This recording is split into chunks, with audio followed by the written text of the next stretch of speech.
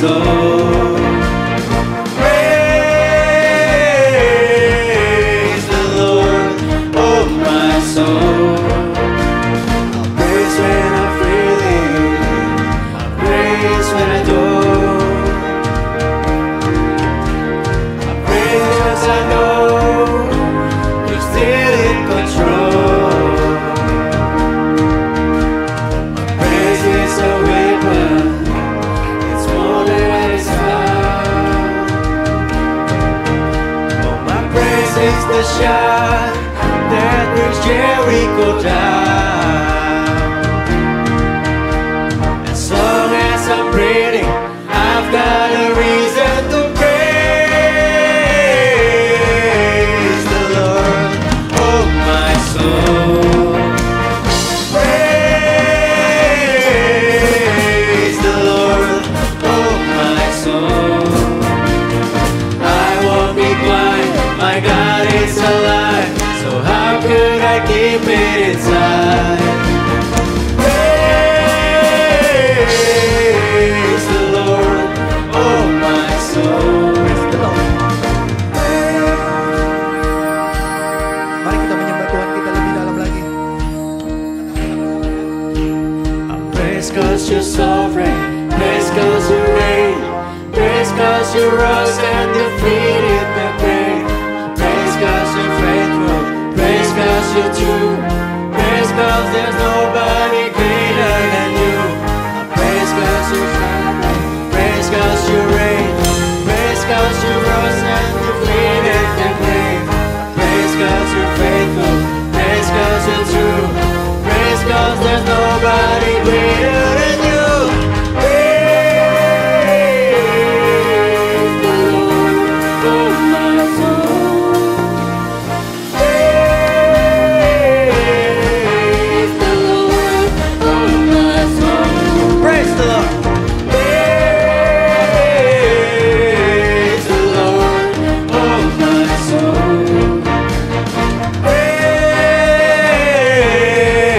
Praise the Lord, oh my soul. I won't be quiet, I won't be quiet, my God is alive, so how could I keep it inside? I won't be quiet, my God is alive, so how could I keep it inside? Praise the Lord. Praise the Lord, oh my soul. One more time.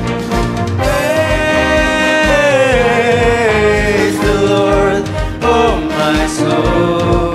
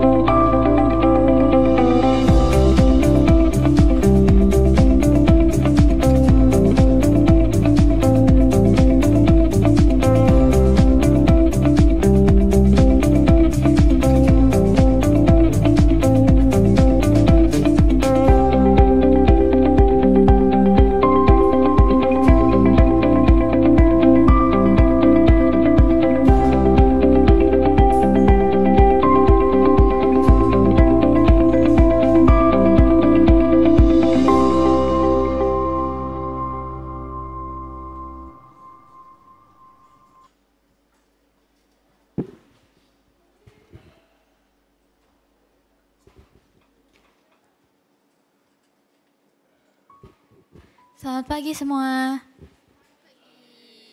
Sebelum mulai ibadah, aku mau minta teman-teman untuk silent HP kalian supaya kita bisa fokus selama ibadah berlangsung. Teman-teman dipersilakan untuk bersaat teduh.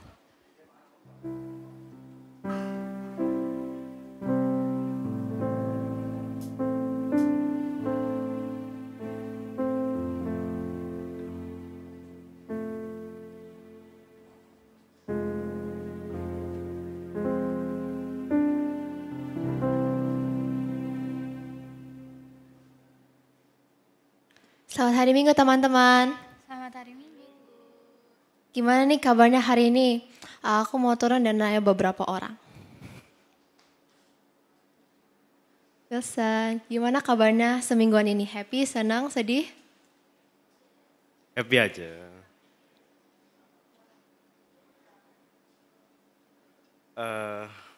Kehidupan biasa.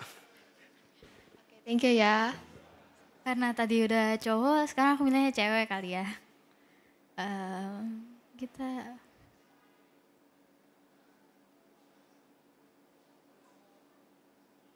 gimana di minggu-minggu ini? Stres dikit gara-gara tugas banyak. Oke, thank you.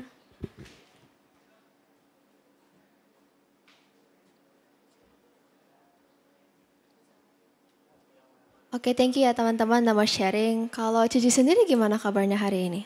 Kalau aku ngerasa lagi kurang fit sebenarnya. Tapi aku bersyukur sih aku masih bisa diberi kesempatan buat melayani Tuhan di minggu ini. Aku juga bersyukur sih bisa dapat kesempatan untuk jadi liturgos. Kalau aku sendiri sih udah mulai sibuk sama sekolah, udah mulai banyak tugas sama pengambilan nilai yang cukup melelahkan.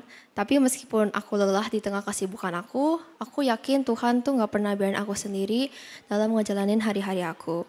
Nah, buat aku sendiri dengan bisa berdirinya aku di sini dalam keadaan sehat, itu adalah salah satu cara Tuhan menunjukkan kasih sayangnya padaku.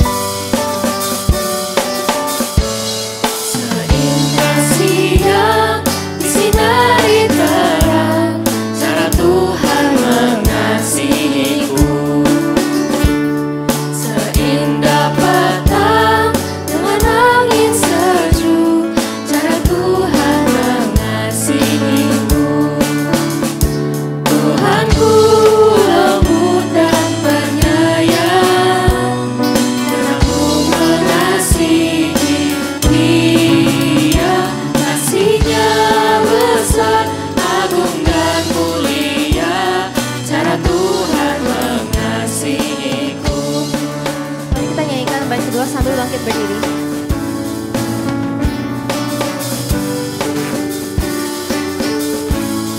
Sedalam-dalam seluas angkasa, cara Tuhan mengasihiku.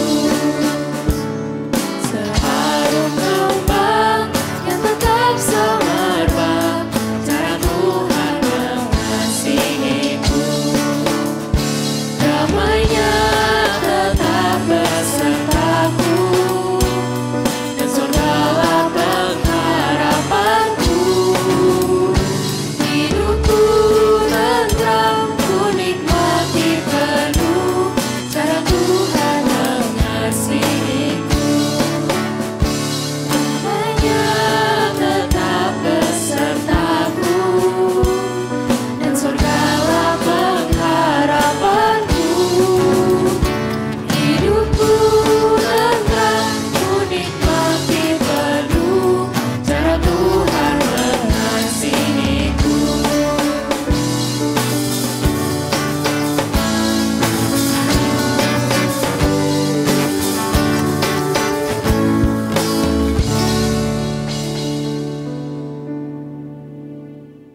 Teman-teman bersilakan untuk duduk.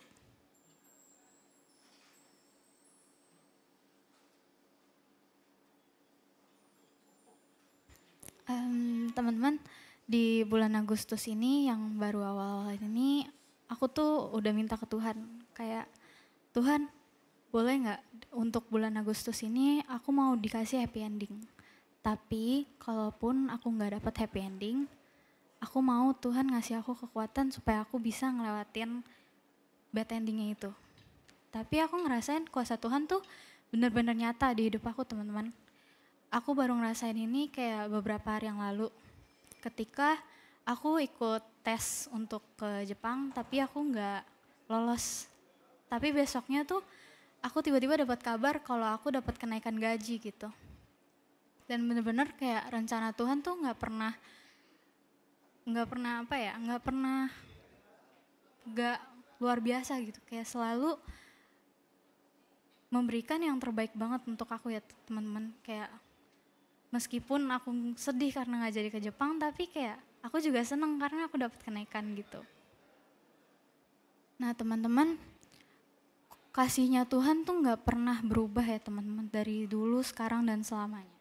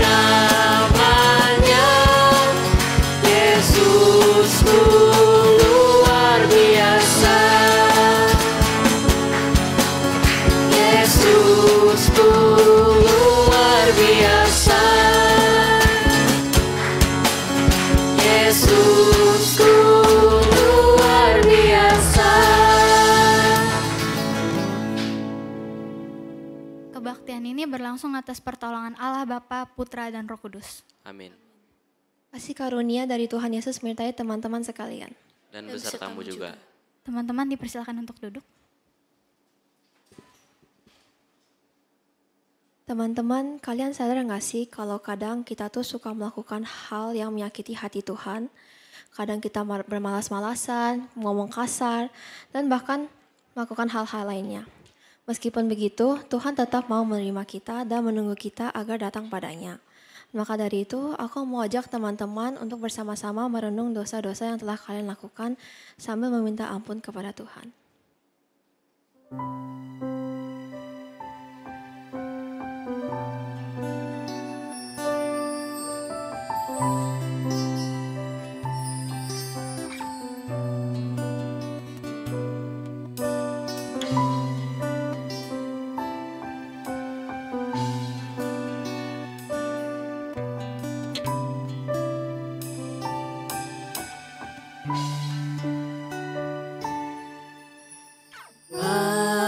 Hampirlah dengar doaku, Yesus penebus. Orang lain kau hampiri, jangan jalan terus.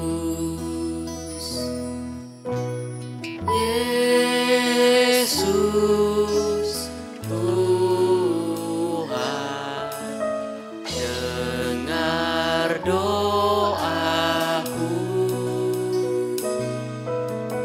Orang lain kau hampiri, jangan jalan terus.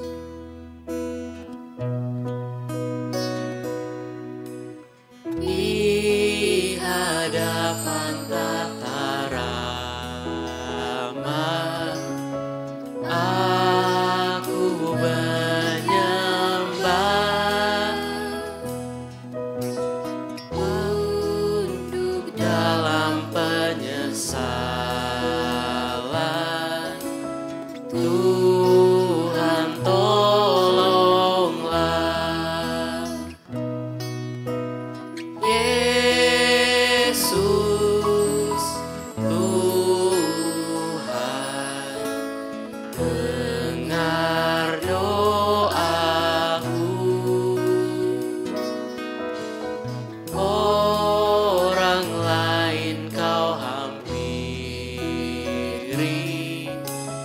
jangan jalan terus.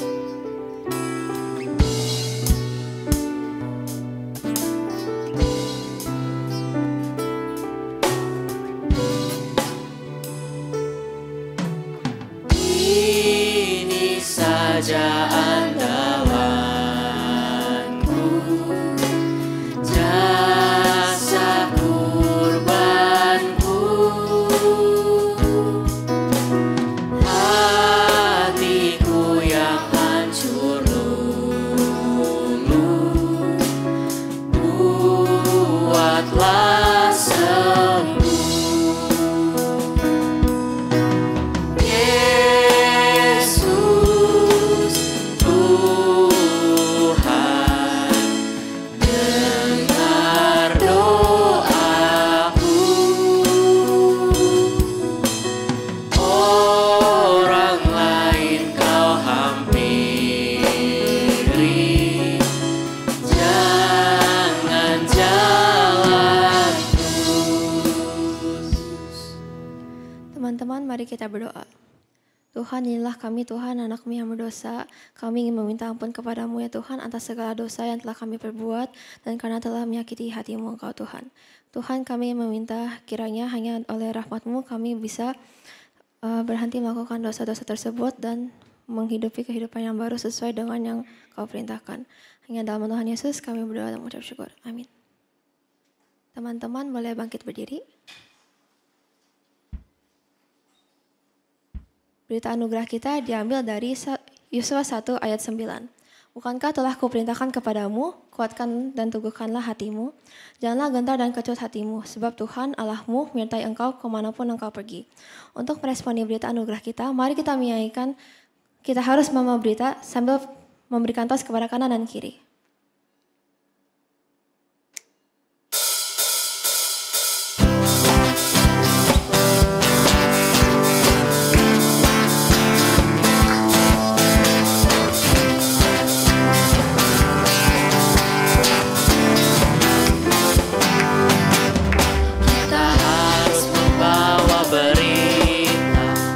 Dunia dalam gelap tentang kebenaran.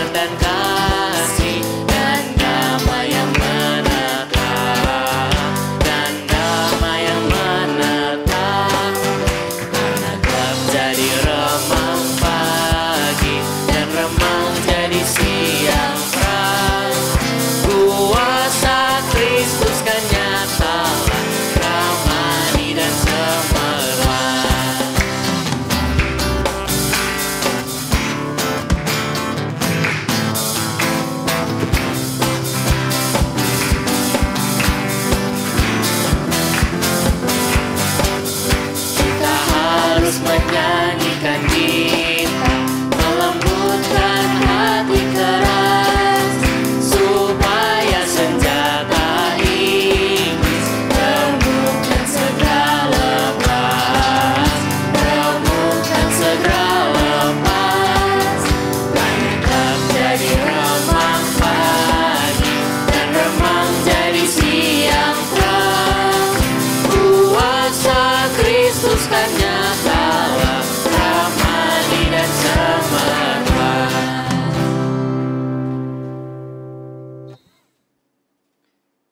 Teman-teman dipersilakan untuk duduk.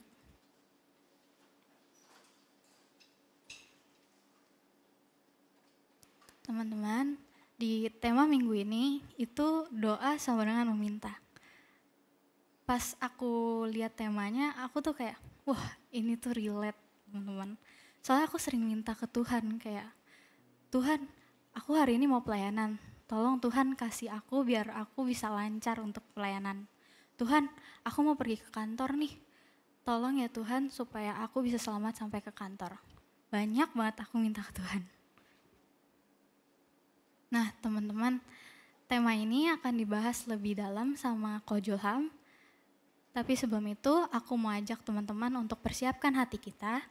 Kita datang ke hadirat Tuhan, kita persiapkan hati, telinga untuk mendengar firman Tuhan.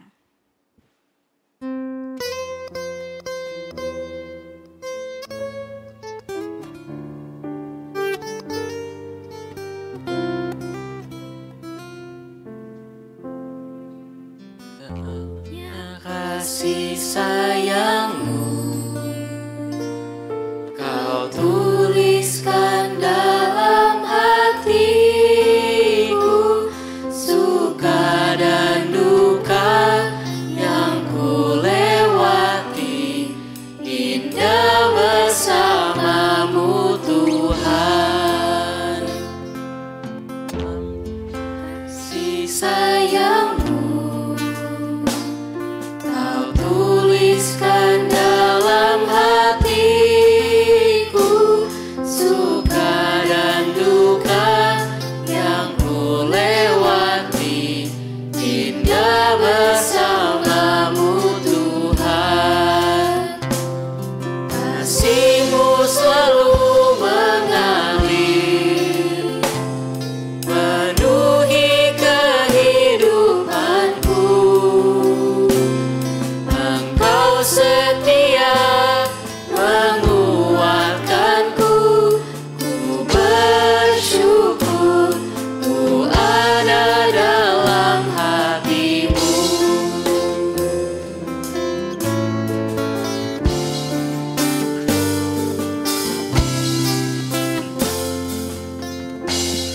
Dalamnya kasih sayang-Mu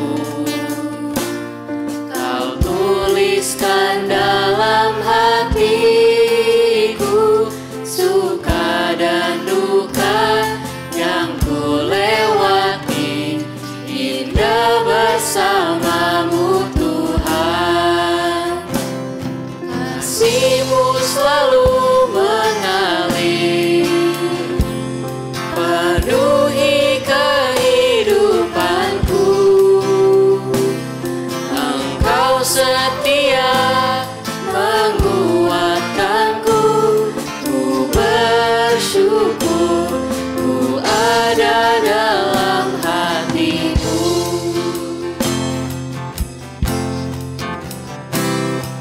Kasih-Mu selalu mengalir, penuhi kehidupanku. Setia menguatkanku, ku bersyukur ku ada dalam hati-Mu. Engkau setia menguatkanku, ku bersyukur ku ada dalam hati-Mu.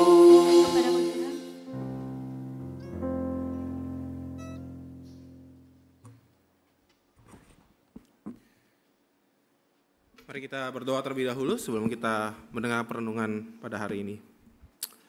Benar Tuhan, seperti lagu yang kami saja baru nyanyikan, Engkau begitu setia Tuhan dalam kehidupan kami. Engkau setia Tuhan memanggil kami turut serta dalam ibadah setiap minggunya kami boleh hadir. Tuhan, ajarkan kami Tuhan di dalam ibadah setiap minggu yang kami datang, setiap kami hadir Tuhan untuk menghargai setiap waktu kami ada dalam beribadah. Karena waktu-waktu ini demikian jahat Tuhan, sehingga mudah saja bagi kami untuk memilih kesenangan kami begitu saja, daripada kami memilih apa yang Tuhan senang, apa yang Tuhan kehendaki. Hati kami seringkali jauh dari Tuhan, meskipun kami rutin di dalam pelayanan, kami rutin di dalam mendengarkan khotbah, kami rutin Tuhan di dalam membicarakan segala hal yang sifatnya rohani, termasuk kami rutin di dalam berdoa. Tuhan, ketika kami berdoa pun, kami malah tidak menjadikannya sebagai waktu yang spesial untuk berkomunikasi dengan Tuhan. Ajarkan kami Tuhan untuk memahami arti relasi dengan Engkau melalui doa yang kami lakukan. Berikan Tuhan hikmat di dalam mulut hamba-Mu yang akan menyampaikan firman, sehingga segala hal yang disampaikan Tuhan tidak lepas dari kehendak-Mu saja. Roh Kudus yang membimbing hati kami untuk mengerti dan memahaminya. Dalam nama Yesus Kristus kami berdoa dan mengucap syukur. Amin. Oke, boleh minta lampunya. Nah, baru terang nih. Silakan. Selamat pagi.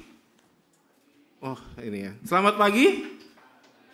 Oke, saya perlu memastikan semuanya tetap dalam kondisi yang segar bugar begitu ya. Teman-teman, saya ingin bertanya ke kita semua begitu ya. Siapa di sini yang tidak pernah berdoa? Ini agak feedback ya. Apakah boleh bantu?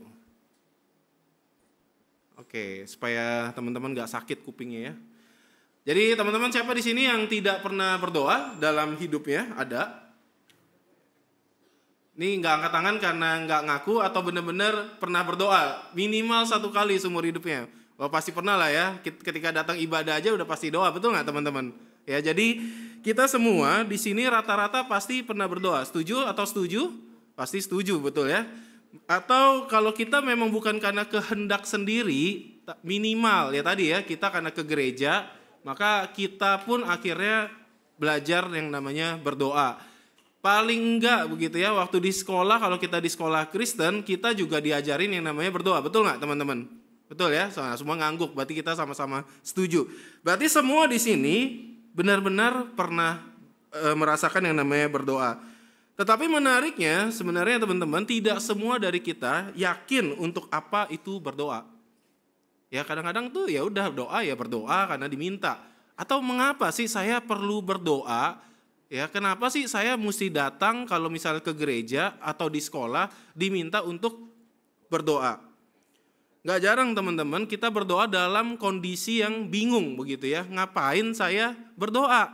Makanya kalau kita lagi doa syafaat itu saya suka perhatiin begitu ya. Ada yang memang mungkin bingung, ada yang benar-benar berdoa secara kusyuk gitu ya. Tapi gak jarang saya temukan bukan cuma di teman-teman komisi remaja ya. Termasuk yang di komisi pemuda atau komisi umum, kita masih suka bingung, ngapain ya doa syafaat ini? Untuk apa saya berdoa? Dan itu kelihatan tuh dari wajahnya ya cuma mungkin bengong-bengong aja, cuma mungkin tutup mata supaya nggak kelihatan canggung begitu, nggak kelihatan aneh atau berbeda. Waktu doa syafaat dia buka mata sendiri. Tapi anggaplah teman-teman ya, kita semua saat ini sama-sama memahami, kita sama-sama nih, berdoa itu artinya komunikasi dengan Tuhan atau komunikasi kepada Tuhan. Tapi pertanyaan siapa nih yang doanya bakal didengar Tuhan? Ini ada satu cerita begitu ya. Nah, satu cerita ada tukang ada tukang es krim sama tukang ojek payung. Tukang ojek payung masih teman-teman tahu nggak ya? Tahu ya. Jadi ada tukang es krim sama tukang ojek payung. Ceritanya. Ini dua tukang, satu tukang es krim, satu tukang ojek payung yang sama-sama takut akan Tuhan, sama-sama orang Kristen, sama-sama orang yang taat sama Tuhan. Kemudian ceritanya tukang es krim berdoa begitu ya.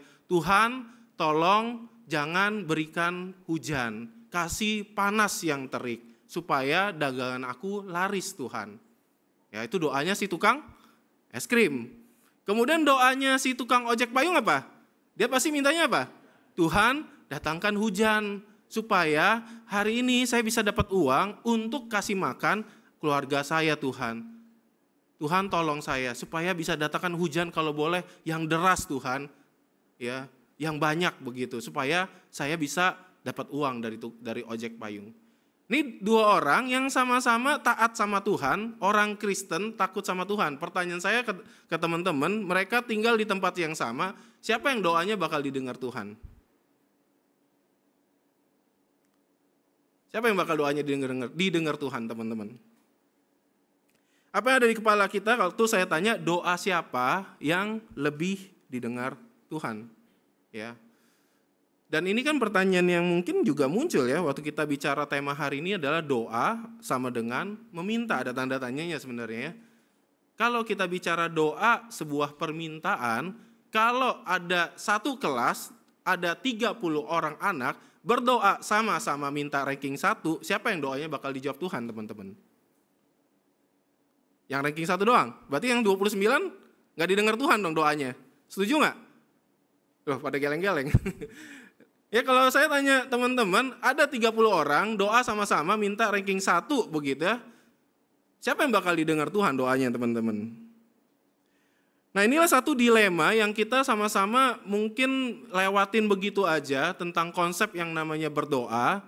Ya akhirnya kita melewatkan makna dari berdoa, bukan makna sebuah yang Tuhan kehendaki, tetapi apa yang kita sebagai manusia inginkan. Maka kita boleh sama-sama buka dari Yohanes 16 ayat 24. Oke, kita bisa buka Yohanes 16 ayat 24. Kita bisa baca bersama-sama, kita buka Yohanes 16 ayat 24, apakah teman-teman sudah dapatkan? Oke, kita baca bersama-sama Yohanes 16 ayat 24, 1, 2, 3. Sampai sekarang kamu belum meminta sesuatu pun dalam namaku. Mintalah maka kamu akan menerima supaya penuhlah sukacitamu. Saya boleh minta teman-teman sekali lagi baca bersama-sama. 1, 2, 3.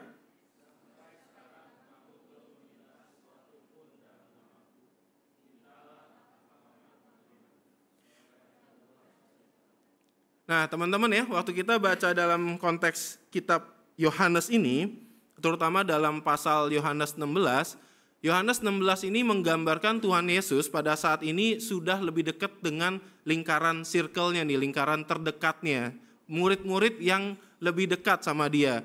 Jadi kalau pada periode pasal-pasal sebelumnya Tuhan Yesus menunjukkan mukjizat, melakukan banyak hal ke orang banyak, pada bagian ini sebenarnya Tuhan Yesus sudah mulai kelompoknya lebih mengecil, ya dia mulai lebih banyak interaksi sama orang-orang yang dekat sama dia. Istilahnya ini inner circle-nya Tuhan Yesus nih yang lagi lebih banyak dekat. Dan bagian di dalam pasal 16 ini kalau kita baca di ayat-ayat awal, itu memang Tuhan Yesus sudah mulai menunjukkan, memberitahukan beberapa informasi ke murid-muridnya bahwa dia tidak akan selamanya di dunia ini. Dan misinya adalah misi yang Allah ingin lakukan oleh dia. Jadi Yesus mulai memberitahu bahwa dia datang bukan seperti yang ada di pikiran para pengikutnya nih, para murid-muridnya. Kenapa? Karena para murid-muridnya menganggap Tuhan Yesus itu akan jadi pembebas orang-orang Israel dari orang-orang Romawi. Itu satu. Atau ada juga para murid yang mengikut Tuhan Yesus karena melihat Tuhan Yesus nanti kalau berkuasa, wah saya akan duduk di sebelah kanan Tuhan Yesus nih sebagai tangan kanannya raja. Saya akan punya kekuasaan juga. Atau gak jarang juga para murid melihat Tuhan Yesus nih yang berkuasa melakukan mukjizat. Mereka berharap itu jadi satu cara untuk memperoleh popularitas dan ketenaran. Dan Tuhan Yesus berulang kali kalau kita baca di pasal-pasal ini ya di kitab Yohanes, dia selalu menunjukkan, aku tuh datang bukan untuk melakukan yang kalian inginkan atau yang kalian pikirkan. Ya, aku datang untuk melakukan rencana Tuhan yang lebih besar daripada yang manusia bisa pikirkan. Makanya kalau kita baca di Yohanes 16 ayat 7, Tuhan Yesus mengatakan dia harus pergi ke surga untuk mengirimkan Roh Kudus atau Roh Penghibur. Tapi para murid-murid sayangnya itu tidak memahami perkataan dari Tuhan Yesus, teman-teman. Sehingga Yesus menjelaskan misinya di dunia ini supaya melalui kematiannya yang akan membuat mereka berduka itu akan berubah menjadi sukacita. Karena justru melalui sekarang kematian Tuhan Yesuslah, maka mereka dapat berdoa kepada Tuhan secara langsung.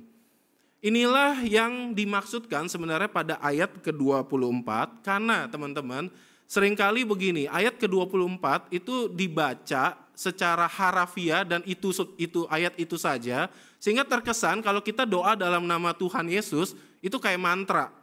Ya termasuk saya kan doa kan dalam nama Tuhan Yesus, tapi banyak di kepala kita atau banyak bahkan orang-orang Kristen mengatakan, oh dalam nama Tuhan Yesus itu kayak mantra. Kalau nggak pakai berarti nanti doanya kamu nggak mujarab. Ya, apa bedanya kita pergi ke dukun, betul nggak ya? Ke dukun juga sama nih, oh kita ucapin mantra tertentu nanti supaya apa yang kita minta terkabulkan begitu. Nah masalahnya kalau kita bicara konteks ayat 24 itu tidak bicara seperti itu begitu ya.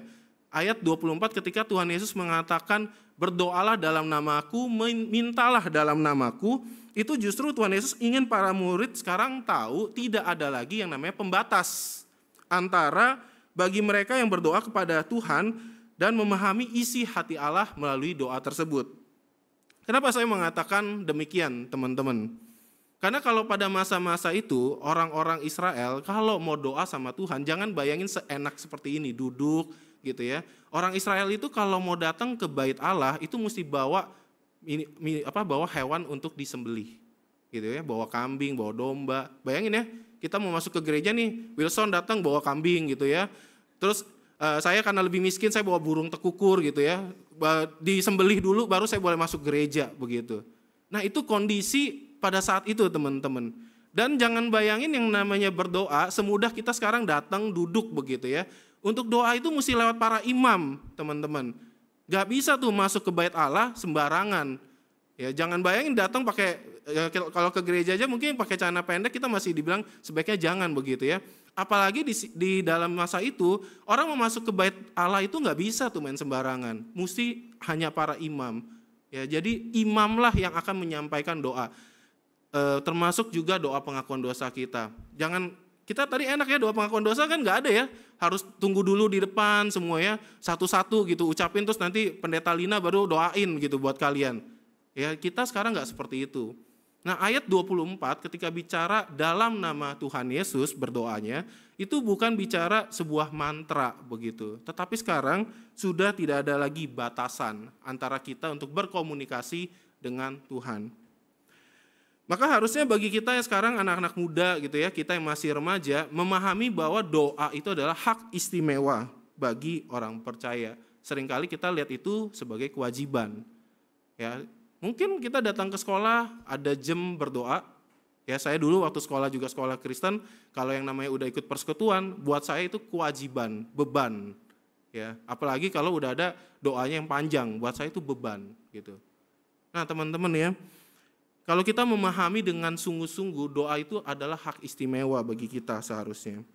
Bahkan kalau kita mau bicara orang Israel pada masa itu, yang namanya perempuan atau remaja atau anak-anak itu nggak boleh datang ke bait Allah untuk berdoa, hanya kaum prianya saja. Saya sekarang lihat perempuannya sama separuh dengan jumlah prianya. Kita semua masih ada yang remaja gitu ya, bisa datang untuk beribadah. Bukankah itu harusnya istimewa? Kalau orang Israel pada masa itu bisa lihat kita datang kayak gini, mungkin mereka ngiler gitu ya. Wah, ternyata doa sama Tuhan enak banget. Nggak ada batasannya. Saya nggak harus bawa hewan dulu ke bait Allah untuk disembelih. Saya nggak harus tunggu hanya kaum pria saja misalnya yang boleh berdoa. Saya nggak harus tunggu dewasa dulu baru diperbolehkan untuk berdoa. Tapi sekali lagi teman-teman, sayangnya nggak semua dari kita melihat itu sebuah hak yang istimewa. Dan melalui Kristus teman-teman, kita sekarang juga nggak butuh lagi yang namanya ritual dan alat-alat untuk berdoa seperti agama-agama lainnya, teman-teman. Kita nggak perlu kan waktu yang khusus untuk berdoa hanya boleh 10 kali dalam sehari atau hanya boleh 3 kali dalam sehari. Ya teman-teman. Kita nggak perlu kan tempat atau arah yang kita perlu tujukan khusus, barulah berdoa kita benar, barulah doa kita didengar sama Tuhan. Nggak ada kan? Ya ada nggak di sini diajarin misalnya sama Cicika gitu ya. Kalau mau doa mesti ngadep timur ya, mesti ngadep ke barat, nggak ada gitu. Istimewa bukan harusnya doa kita nggak perlu arah tertentu teman-teman. Kita nggak perlu juga teman-teman alat khusus untuk berdoa yang kita harus beli, kita harus sediakan begitu. Ada nggak yang di sini datang mesti bawa barang-barang tertentu gitu ya, baru dibilang oke, doa kamu diterima sama Tuhan. Ada teman-teman, kalau ada kasih tahu saya ya, ajaran sesat tuh kalau ada yang ngomong begitu ya. Nggak ada gitu. Kita datang dengan apa adanya kita begitu ya. Kita bawa tubuh kita sekarang datang untuk berdoa kepada Tuhan. Kita juga nggak perlu ada cara atau tindakan atau ada cara-cara khusus yang berdoanya itu harus mengikuti satu rangkaian yang kalau salah doanya gagal begitu.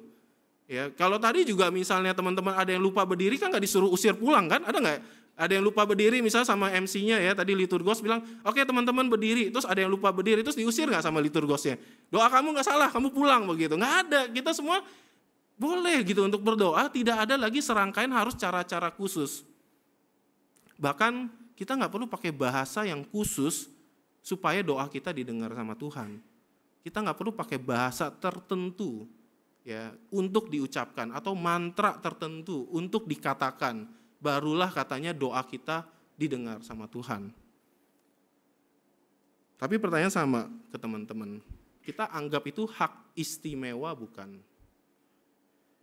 Maka seharusnya sekarang kita mengerti dulu doa adalah pembatas Allah dengan umatnya, teman-teman ya. Dulu doa itu pembatas ya, membuat sulit umat Tuhan untuk berkomunikasi dengan Allah. Tetapi sekarang melalui Kristus doa itu jalan langsung untuk kita berkomunikasi dengan Allah atau Allah berkomunikasi dengan kita sebagai umatnya.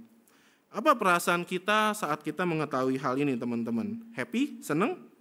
Atau buat kita itu biasa saja teman-teman? Waktu kita tahu kita punya hak istimewa seperti ini. Karena ya tadi ya realitanya yang gak mudah adalah termasuk teman-teman waktu saya bicara ini saya seringkali juga bisa luput ya. Saya seringkali bisa juga gagal menganggap remeh keistimewaan ini di dalam berdoa sebagai orang percaya yang saya mengabaikan. Bahkan menganggap waktu-waktu berdoa itu sebagai waktu-waktu yang menjemukan, membosankan buat saya. Membuat saya merasa buat apa waktu-waktu khusus berdoa. Jadi teman-teman saya pun bisa merasakan pergumulan seperti itu. Dan saya nggak tahu ya teman-teman juga merasakan nggak ya waktu-waktu pergumulan seperti itu ketika berdoa. Jadi sekali lagi teman-teman, doa dalam nama Tuhan Yesus bukan mantra yang membuat doa kita dikabulkan, tetapi jadi pengingat atau bahkan peneguhan bahwa relasi kita dengan Tuhan sekarang tidak ada lagi pembatas. Jadi kalau kita selama ini berdoa, ya mungkin kita sebut nama Tuhan Yesus, kalau lupa sebut nama Tuhan Yesus berarti kayaknya kita anggap doa kita nggak dikabulkan, itu udah konsepnya keliru. Ya. Doa dalam nama Yesus Kristus bukan berarti permintaan kita pasti dikabulkan, tetapi itu sebagai peneguhan buat kita. Sehingga kita nggak harus lagi dengan ritual atau beli barang-barang tertentu atau dengan cara-cara tertentu supaya doa kita didengar oleh Tuhan. Tapi teman-teman kembali nih pada dilema yang tadi ya. Doa seperti apa yang jadinya Tuhan akan dengar setelah kita tahu oke, doa dalam nama Yesus artinya sekarang udah tidak ada lagi pembatas. Kalau bicara konteks tadi ya tukang es krim sama tukang ojek payung, mana doanya yang bakal didengar sama Tuhan? Maka mari kita buka Matius 7 ayat 7 sampai 11, teman-teman. Matius 7 ayat 7 sampai 11, saya akan baca dari TB2. Matius 7 ayat 7 sampai 11. Teman-teman boleh baca dulu sama-sama ayat ke-7 sampai ayat yang ke-9 ya. Nanti saya baca ayat 10 dan 11. Oke? Teman-teman semua bersama-sama ayat ke-7 sampai ayat ke-9. Nanti saya baca ayat ke-10 dan ke-11. Oke, 1, 2, 3.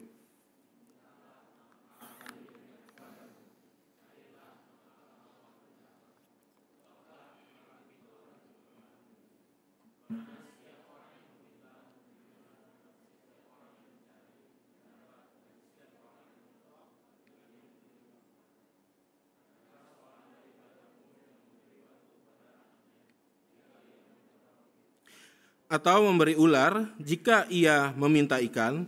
Jadi jika kamu yang jahat tahu memberi pemberian yang baik kepada anak-anakmu, apalagi Bapakmu yang di surga. Ia akan memberikan yang baik kepada mereka yang meminta kepadanya. Demikian yang kita baca dari Matius 7 ayat ke-7 sampai ke-11. Jadi waktu kita baca bagian ini teman-teman, Tuhan Yesus memberikan satu peneguhan yang jelas untuk kita jangan ragu meminta gitu ya di dalam doa kita.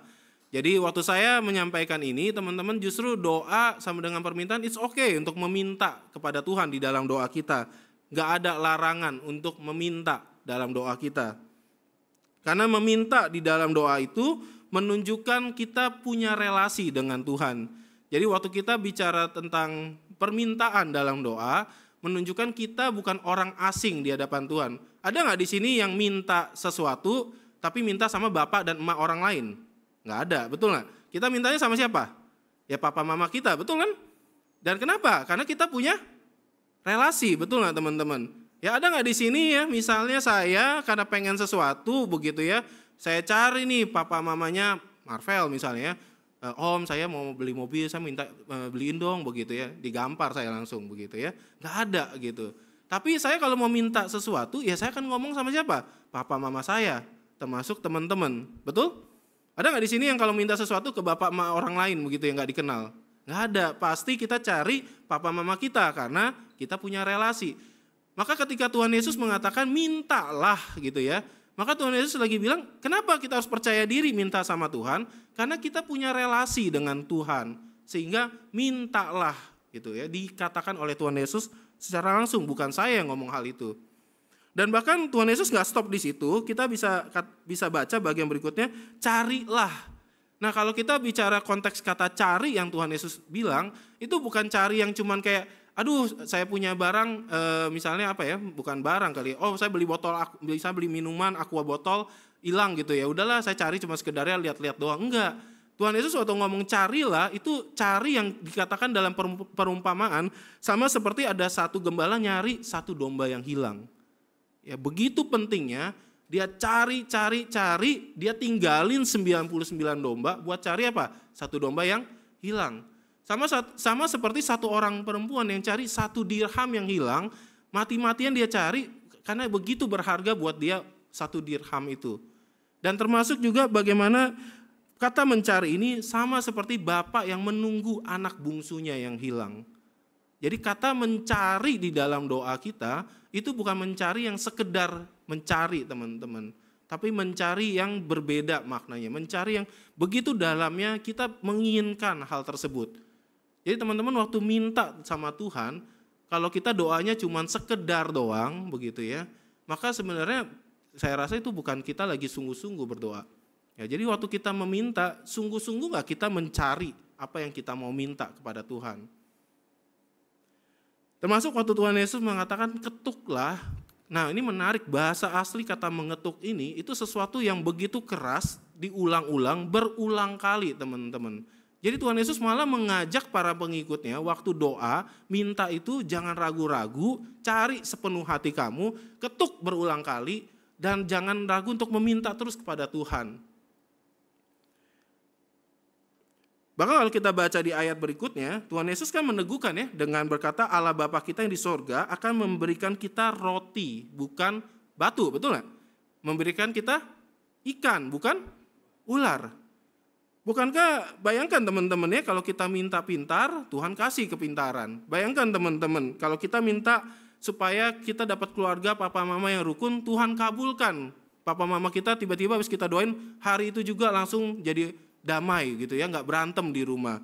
Bayangkan waktu kita minta uang jajan yang banyak, tiba-tiba entah bagaimana banyak yang kasih kita uang. Atau seakan-akan kalau kita berkata seperti itu, jangan-jangan konsep kita adalah berdoa itu sebagai satu kepastian bahwa apa yang kita minta di dalam doa kita pasti akan diberikan. Siapa yang nggak mau kalau seperti itu teman-teman? Kalau saya tanya ya, siapa yang nggak mau kalau setiap doanya pasti dikabulkan sama Tuhan? Ada nggak? Boleh angkat tangan. Nggak ada, semua pengen doanya dikabulkan. Cuman, ya saya mau nanya nih ya, apa iya itu cara Tuhan ngedengar dan ngejawab doa kita? Nah ada satu tokoh Kristen namanya J.R. Miller, memang ini tokoh yang cukup lama, tapi saya suka kalimatnya dia mengatakan seperti ini, While no one who asks for bread will receive a stone, neither will one who asks for a stone receive a stone. And many times do we come to God pleading with him to let us have a stone. Kalau saya coba terjemahkan, orang yang meminta roti tidak akan menerima batu. Demikian juga orang yang meminta batu tidak akan menerima batu. Bayangin teman-teman, ya. Tapi seringkali kita datang kepada Tuhan memohon kepadanya untuk memberikan kita sebuah batu, teman-teman. Jadi masalahnya jangan-jangan kitalah minta batu sama Tuhan, ya, dan menolak roti yang Tuhan kasih. Jangan-jangan teman-teman waktu kita berdoa, kitalah yang meminta ular sama Tuhan dan menolak waktu Tuhan mau kasih kita ikan. Makanya saya ingin sharing ke teman-teman, ada satu puisi dari Our Daily Bread. Ini sebuah puisi dari luar Indonesia. Tapi saya coba ambil terjemahannya. Saya suka sekali kalimat dia waktu si orang ini menyampaikan begitu ya, arti doa buat dia. Nah, saya ingin bacakan buat kita semua supaya ini menjadi satu perenungan kita sama-sama nih tentang arti berdoa. Aku meminta kesehatan supaya aku dapat melakukan hal yang hebat. Aku diberikan kelemahan tubuh yang dapat sakit supaya bisa melakukan hal yang baik. Aku meminta Tuhan kekuatan untuk dapat banyak prestasi. Aku diberikan kekurangan supaya aku belajar untuk taat. Aku meminta kekayaan supaya aku merasa bahagia. Aku merasakan kemiskinan supaya aku belajar bijak. Aku meminta kekuasaan dan pujian dari orang lain. Aku diberikan kelemahan untuk peka bahwa aku justru butuh Tuhan. Aku meminta segala sesuatu untuk dapat menikmati hidup. Aku tidak mendapatkan yang aku minta dan segala sesuatu yang aku harapkan. Terlepas dari semua itu, doaku dijawab Tuhan. Aku termasuk orang yang paling diberkati. Ya, Tuhan selalu memberikan yang terbaik bagi kita. Ini ditulis oleh Robert Dehan, itu dari, saya ingat saya Belanda. Tetapi puisi ini dalam waktu saya merenungkan, itu mengingatkan saya banyak hal begitu ya. Ketika meminta sama Tuhan boleh nggak teman-teman? Boleh. Ya, bahkan Tuhan Yesus mengatakan cari sepenuh hati kita. Ya, ketok, persisten, minta terus sama Tuhan. Tetapi pastikan yang kita minta itu roti atau jangan-jangan batu. Ya, apakah kita meminta ikan atau jangan-jangan kita mintanya adalah ular, teman-teman.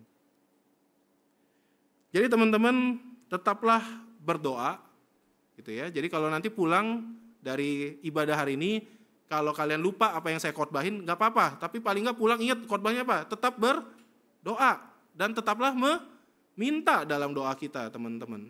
Ya, tetaplah berdoa dan tetaplah meminta. Jangan ragu soal itu. Tukang es krim sama tukang ojek payung tadi yang saya ceritakan di awal, sama-sama doanya didengar dan dijawab sama Tuhan. Tetapi apa yang terbaik kita nggak bisa bayangin di dalam pikiran kita sebagai manusia, teman-teman. Waktu kita bicara kita berdoa, Tuhan mendengar, ya bahkan menjawab doa kita. Dan dia memberikan kita lebih dari kebaikan yang bisa kita bayangkan, teman-teman. Maka bagi kita semua, belajarlah bagaimana untuk berdoa. Nah, saya ingin share bagi kita semua, yuk kita belajar bagaimana berdoa. Kenapa? Berdoa itu komunikasi. Sama siapa, teman-teman? Dengan Tuhan. Dan yang namanya komunikasi ya, sekarang saya lagi punya baby gitu ya, yang namanya bayi begitu ya, kalau lagi awal-awal belajar bahasa cuma bisa AO gitu ya, oe udah begitu. Nah, nanti makin dia belajar dewasa, ya makin mungkin TK, belajar baca tulis, kosakatanya makin banyak. Betul nggak teman-teman? Ada nggak di sini yang bayi baru lahir udah bisa ngomong lancar? Nggak ada. Tapi semua berkomunikasi dengan sesuai usianya, tahapannya begitu. Dan bayi itu juga perlu diajarin, diajak ngomong sehingga dia belajar bagaimana berbahasa. Nah, teman-teman sama, doa adalah komunikasi. kita perlu belajar gitu ya, exercise, latihan di dalam berdoa kita. Sehingga pelan-pelan komunikasi kita sama Tuhan tuh makin peka, makin mengerti, oh Tuhan lagi ngomong ini nih waktu saya berdoa. Makanya kalau kita jarang sekali untuk berdoa, ya wajar buat kita susah banget untuk mengerti Tuhan mau apa. Ya wajar buat kita nggak suka gitu ya untuk memahami apa yang Tuhan kehendaki, ya karena nggak punya relasi sama Tuhan. Maka kita bisa belajar berdoa sama-sama dengan praktek yang namanya telapak tangan kanan dan tangan kiri. Pertama kita lihat dari tangan kanan dulu. Jadi teman-teman kalau kita mau belajar berdoa, kita bisa pulang latihan ini setiap harinya. Nah pertama-tama kita ingat telapak tangan kanan kita. Telapak tangan kanan kita bisa mulai dari jempol kita dulu. Ya, jempol ini kayak begini. Artinya apa? Puji-pujian. Ya, kita melakukan puji-pujian dan menyembah Tuhan karena siapa Dia. Nggak usah bayangin doa yang panjang lebar, teman-teman. Kita bisa bilang, aku menyembah Tuhan karena Engkau adalah Maha Kuasa. Engkau adalah penentu dan pembawa jalan hidupku. Kita belajar tuh memuji Tuhan di dalam doa kita. Kemudian telunjuk teman-teman ya. Telunjuk bicara tentang pengakuan dosa. Nah kita bersyukur ibadah kita itu menggambarkan unsur-unsur doa seperti ini. Nanti kalau kita lihat tuh ada tuh dalam ibadah kita. Tapi telunjuk mengingatkan kita tentang apa? Pengakuan dosa.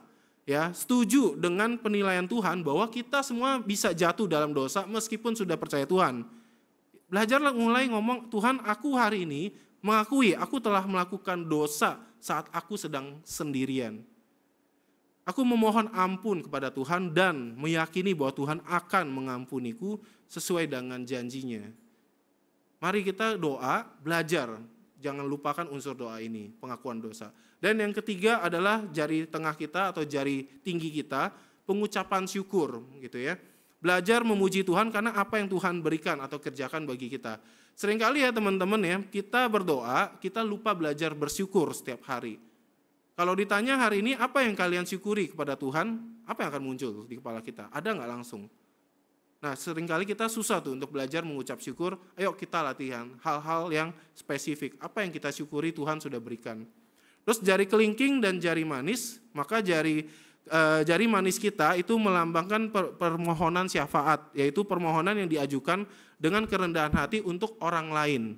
Ya mungkin kita mau doa syafaat, mungkin kita udah lakukan di gereja juga ya, ada kan doa syafaat, betul nggak? Ya kita doa untuk mungkin negara kita, atau doa buat orang-orang lain yang ada di sekitar kita. Dan yang jari kelingking, tangan kanan kita adalah untuk doa diri kita sendiri. Ya berartilah kalau saya sama teman-teman saya waktu itu bikin agenda jadwal doa mingguan begitu. Kemudian kami belajar untuk tekun dalam berdoa. Nah teman-teman mungkin kalau udah ada circle-nya kenapa nggak belajar ya doa dengan unsur telapak tangan kanan tadi. Ya jadi kalau saya ulang tadi yang jempol untuk apa? Lupa langsung ya. Jempol buat apa? Puji-pujian, betul ya. Kalau telunjuk? Pengakuan dosa. Wah ini gampang ingetnya ya. Kalau jari tinggi atau jari tengah? Ya ucapan syukur. Jari kelingking kita untuk doa syafaat. Dan yang terakhir jari kelingking, jari manis tadi ya. Jari kelingking kita untuk doa untuk diri sendiri. Ya, jadi doa boleh nggak minta? Boleh. Ya, tapi jangan lupakan ada unsur dalam doa. Kemudian telapak tangan kiri kita bagian yang terakhir nih. Pertama jempol kita doakan untuk keluarga. Papa, mama, keluarga, teman, adik, semua tuh ya. Jempol tangan kiri kita. Sebutin tuh nama-namanya secara khusus. Kemudian jari telunjuk kita, jangan lupa nih doain pendeta di gereja kita, ya cici-cici pembimbing yang jadi penatua di komisi remaja, ada Cicika, Ko Edi, begitu ya. Jangan lupa tuh doain ya orang-orang yang jadi pembimbing kita. Dan jangan lupa jari tengah adalah untuk siapa? Pemimpin-pemimpin pemerintah.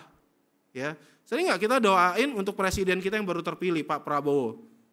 Jangan-jangan lupa tuh untuk doain itu. Kita nganggap saya masih kecil gitu ya, doainnya nggak efek begitu. Jangan salah teman-teman ya. Kita tahu doa kita nggak bakal mengubah rencana Tuhan, tetapi semakin kita berdoa, kita semakin kenal, oh Tuhan, saya lahir di Indonesia ini, saya tahu nih Tuhan, semakin saya doain Pak Prabowo, saya tahu saya mau ngapain di Indonesia ini. Nah seringkali kita menganggap remeh doa kita. Dan jari manis kita berdoa untuk orang-orang yang kita benci, orang-orang yang kita tahu belum percaya Tuhan, orang-orang yang bermasalah, yang kita bahkan mengampuni aja sulit. Jari manis kita. Makanya jari manis belajar doain orang-orang yang tidak manis dalam kehidupan kita. Dan yang terakhir jari kelingking, doain buat diri kita sendiri. Pertumbuhan, kebutuhan kita. Jadi kalau saya tanya ke teman-teman, ini saya coba hilangin dulu supaya nggak ada contekan. Nah, jari kalau telapak tangan kiri jempolnya buat siapa? Ya, orang tua, keluarga, siapa lagi? Teman, ya, yang kita sayang temennya gitu ya. Jari telunjuk untuk siapa? Ya, untuk pemimpin-pemimpin di gereja, cici-cici pembimbing, koko-koko pembimbing ya. Terus kemudian ada pembina, penatua, doakan tuh nama-namanya. Jangan-jangan kita nggak pernah doain ya, datang gereja puluhan tahun, nggak pernah kita ingat doain pendeta kita begitu. Ingat mereka juga manusia, perlu dikuatkan dengan doa kita. Jari tinggi kita atau jari tengah kita, doakan buat pemimpin dan pemerintah, betul nggak ya? Orang-orang yang memimpin negara kita, daerah kita doakan. Jari manis kita doakan buat orang-orang yang, ini saya susah ya jarinya nggak naik nih. Ya gini, jadi kalau jari manis kita doakan buat orang-orang yang tidak manis dalam hidup kita. Orang-orang yang kita benci bahkan, yang kita nggak bisa ampunin. Dan yang terakhir jari kelingking untuk siapa? Kebutuhan diri kita. Sehingga ketika kita berlatih berdoa, ya kita menemukan roti dan ikan yang Tuhan mau berikan kepada kita. Nah teman-teman, kita akan tutup ini di dalam doa. Saya berikan waktu bagi kita untuk tundukkan kepala kita. Kita bisa lihat mungkin salah satu telapak tangan kita, entah tangan kanan atau tangan kiri. Mari kita berlatih salah satu telapak tangan kita untuk belajar berdoa dengan unsur doa yang tadi. Bagian telapak tangan kanan, kita belajar puji-pujian apa yang kita akan berikan kepada Tuhan. Jika kita menggunakan telapak tangan kanan kita, jari telunjuk, kita akan mengaku dosa seperti apa di hadapan Tuhan saat ini. Jika itu adalah jari tinggi kita, ucapan syukur apa yang kita akan berikan kepada Tuhan dalam hidup kita ini. Jika itu adalah jari manis kita, doa syafaat apa yang kita akan doakan buat orang-orang di sekitar kita. Dan itu jika jari kelingking kita akan berdoa untuk diri kita seperti apa yang kita berikan kepada Tuhan. Jika teman-teman melihat prinsip dari telapak tangan kiri, melihat dan mengingat jempol kita telapak tangan kiri, siapa anggota keluarga yang kita ingin doakan? Mungkin sedang sakit, mungkin anggota keluarga yang sedang bertengkar di rumah kita, teman-teman siapa yang kita ingin doakan, yang mungkin sudah lama nggak ke gereja, kita sering main sama mereka setiap harinya. Jika itu jari telunjuk di telapak tangan kiri kita ingin doakan siapa teman-teman? Pemimpin di gereja ini, mungkin pendeta Lina, Ko Edi, Cicika, ada Ko Steven. Siapa pembimbing-pembimbing yang kita akan doakan, yang kita ingat? Jika itu jari tinggi kita, jari tengah kita, siapa pemimpin di negara ini, di daerah kita yang akan kita doakan? Supaya Tuhan menolong mereka dalam memimpin. Jika itu jari manis kita, siapa orang yang sedang kita benci saat ini, yang kita ingin doakan? Kita sebut namanya di hadapan Tuhan, supaya Tuhan memberikan kita satu keinginan, satu kehendak Tuhan untuk belajar, berdamai bahkan memaafkan. Dan jika itu jari kelingking kita di telapak tangan kiri, apa pokok doa buat kita pribadi? Pertumbuhan seperti apa yang kita ingin doakan? Kesulitan apa yang kita sedang alami yang kita ingin serahkan kepada Tuhan? Mari teman-teman kita memberikan waktu sejenak untuk berdoa dengan salah satu telapak tangan kita ini.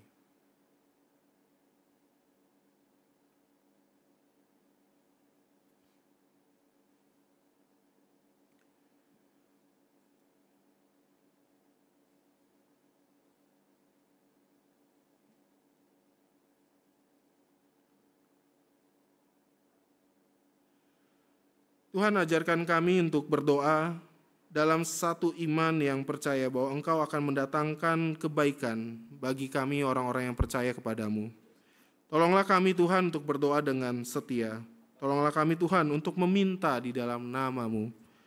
Tolonglah kami Tuhan untuk percaya dengan Engkau. Dalam nama Yesus, Juru Selamat kami yang hidup, kami menyerahkan segala doa kami ini ke dalam tangan-Mu. Amin.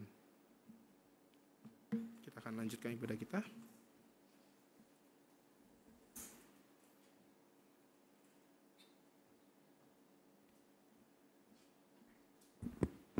Iya, firman Tuhan yang sangat memberkati ya teman-teman. Mari kita bangkit berdiri sebagai respon pemberitaan firman dan mengingat janji baptis kita bersama umat Allah di masa lalu, masa kini, dan masa depan. Mari kita mengingatkan pengakuan iman seturut dengan pengakuan iman rasuli. Aku percaya kepada Allah, Bapa yang Maha Kuasa, Khalid langit dan bumi, dan pada Yesus Kristus Anaknya yang tunggal Tuhan kita, yang dikandung dari Roh Kudus, lahir dari anak darah Maria, yang disasara di bawah pimpinan Pontius Pilatus, disalibkan, mati dan dikuburkan, turun dalam kerajaan umat. Pada yang hari ketiga, bangkit pula di antara orang mati, naik di surga, duduk sebelah kanan Allah, Bapa yang Maha Kuasa, dan dari sana Ia akan datang untuk menghakimi orang yang hidup dan mati.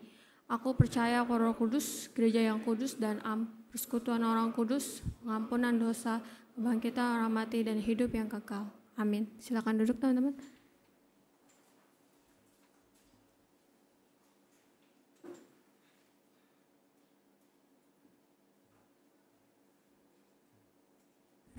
Happy Sunday teman-teman. Sekarang kita akan memasuki doa syafaat.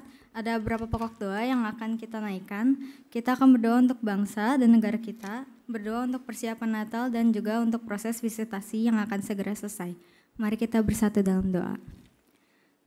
Tuhan, inilah kami anak-anak-Mu. Kami mengucap syukur atas kesempatan yang Engkau beri sehingga kami dapat berkumpul bersama masuk ke hadirat-Mu. Bapa, kami akan menaikkan beberapa pokok doa, kiranya Engkau mau memberi telinga pada doa kami. Bapa, kami ingin berdoa untuk bangsa dan negara kami, berdoa untuk calon presiden dan segala pemerintahannya agar mereka dapat memerintah dengan jujur, adil, juga bijaksana sehingga bangsa kami dapat berjalan lebih maju lagi. Juga kami berdoa untuk hari kemerdekaan kami yang semakin mendekat, kiranya Tuhan akan tetap menyertai bangsa kami ke depannya. Bapa, kami juga ingin berdoa untuk persiapan Natal, berdoa untuk setiap panitia yang sedang dihubungi, semoga hati mereka digerakkan sehingga mereka dapat menerima panggilan tersebut dengan sukacita. Juga menjalani pelayanan tersebut dengan hati yang senantiasa dan bersyukur. Tuhan, kami juga ingin berdoa untuk proses visitasi yang akan segera selesai. Kiranya setiap anak sekolah minggu yang akan naik ke komisi remaja dapat merasakan komunitas nantinya sehingga mereka akan terus beribadah bersama kita di komisi remaja ini. Tuhan, tak lupa kami juga ingin mendoakan teman-teman kami yang sedang berulang tahun di minggu-minggu ini. Kiranya Tuhan berkati mereka dan sertai mereka selalu di umur mereka yang baru. Juga kami berdoa untuk teman-teman kami yang sedang sakit atau sedang berada dalam pergumulan. Kiranya Tuhan sembuhkan mereka lewat obat-obatan ataupun orang-orang yang berprofesi untuk membantu mereka, agar mereka dapat lekas sembuh dan kembali beribadah bersama kami. Dengarkan juga pergumulan anak-anak-Mu yang mungkin membuat mereka terhalang untuk hadir di ibadah, sehingga mereka dapat terpulihkan juga. Bapa, inilah doa kami yang jauh dari kata sempurna, namun kiranya doa kami tetap berkenan di hadapan-Mu. Terima kasih Tuhan, hanya dalam nama Tuhan Yesus Kristus kami berdoa. Amin.